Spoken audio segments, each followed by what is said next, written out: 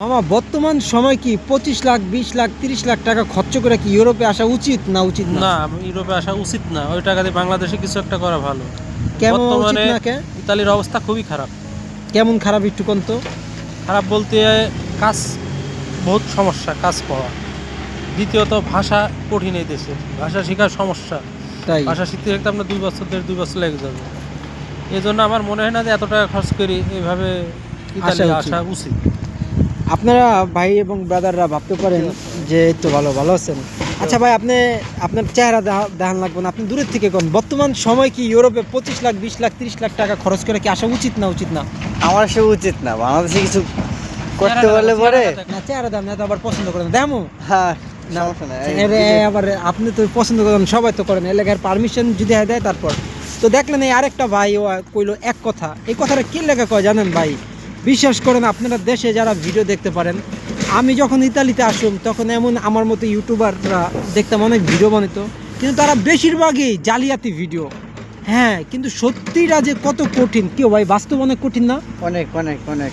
হ্যাঁ, আসলে ইউরোপ হচ্ছে এমন একটা বিষয়, আমি আপনার বলি যে আসার পর প্রথম 2-3 বছর যে কিভাবে মানে আর কি সার্ভাইভ খুবই করতে হয়, সমস্যা। কিভাবে স্ট্রাগলটা করতে হয়, এটা আসলে মানুষ দেশ থেকে বুঝে না। আর বোঝা সম্ভব না। আর বাস্তবতা যতক্ষণ পর্যন্ত ফেস না করুম, আর মানুষ কিন্তু সত্যি কথাগুলো বলতেও চায় না তারা ভাই। হ্যাঁ হ্যাঁ, অবশ্যই অবশ্যই। এরা কি করে ইউটিউবের ভিতরে আসেন, হ ভালো এটা, উনি যে মানে একবেলা ভাত খায় আর 3 বেলা না খেয়ে থাকে, এই জিনিসটা কয় না। মানে এটা তো আমরা আসার পর জানি যে আসলে মানুষ কতটা বেশি স্ট্রাগল করে, কতটা বেশি কিন্তু আপনার হিসাবে কি কয়, মানে এগুলো বলা উচিত না? বর্তমান তো সোশ্যাল মিডিয়ার যুগ, তাই না? মানে এগুলা যে ইউরোপের এই কষ্টটা পরে যারটা বুঝুক না বুঝুক, কিন্তু এগুলা তো ধরেন আপনি 10টা মানুষকে বুঝাইতে না পারলেন, একটা মানুষকে তো আপনি বুঝাইতে পারলেন। হ্যাঁ অবশ্যই অবশ্যই। কারণ ইউরোপে আসার লেগা ভাই জীবন পর্যন্ত আমরা দিয়ে দিতেছি, হ্যাঁ, অথচ কিন্তু নাথিং, কিছুই নাই। তো এই কথাগুলো মাথায় রেখে আমি প্রায় ভিডিও বানাই, আপনাদের বলি আপনারা। আর আরেকটা কথা ভাই এবং বোনেরা বলি, বাস্তবতা অনেক কঠিন।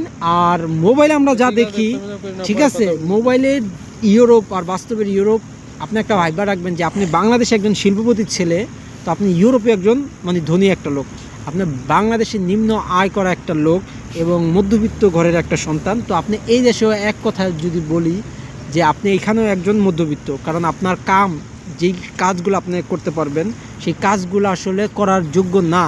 এখন আমি যদি বলি কি লাগা যোগ্য না ভাই, আর মানুষ পারলে আমরা পারব না, কে পারবেন? আসলে বাংলাদেশের কৃষিকাম আর এই দেশের কৃষিকাম রাত আর দিন তফাৎ। এই দেশে ঘন্টা মাইপা কৃষিকামে টাকা দেয়, 1 সেকেন্ডও আপনারা জিরাইতে দিব না, ঠিক আছে? মালিক পিছে পিছে থাকবো। হ্যাঁ, বাংলাদেশে যেমন ওই যে আমি দেখছি আমার গ্রামে যখন যাইতাম, আমার দাদা দেখতাম মাটি কাটাইতো, ক্ষেত কাটাইতো।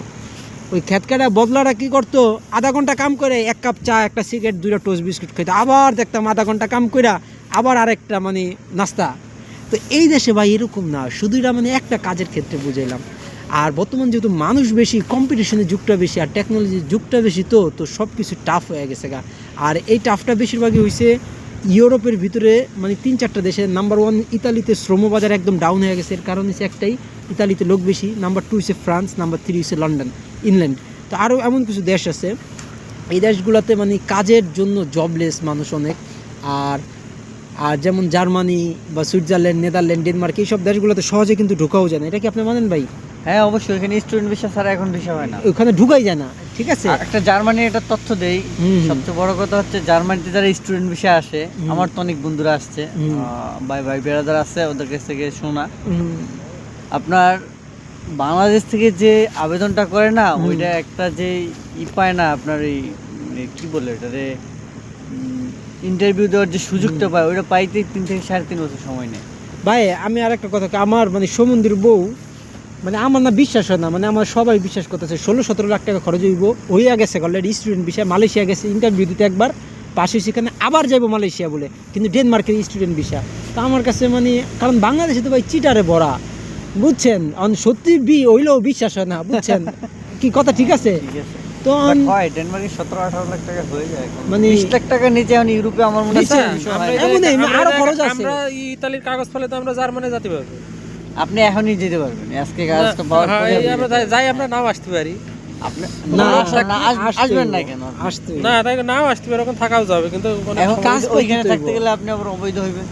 অবৈধ হয়ে ওখানে আবার সে অনেক ঝামেলা। তোকে ভাই এবং তবে ব্রাদাররা আমরা ভালো সব দেশে থাকেন। যাইতে পারবো।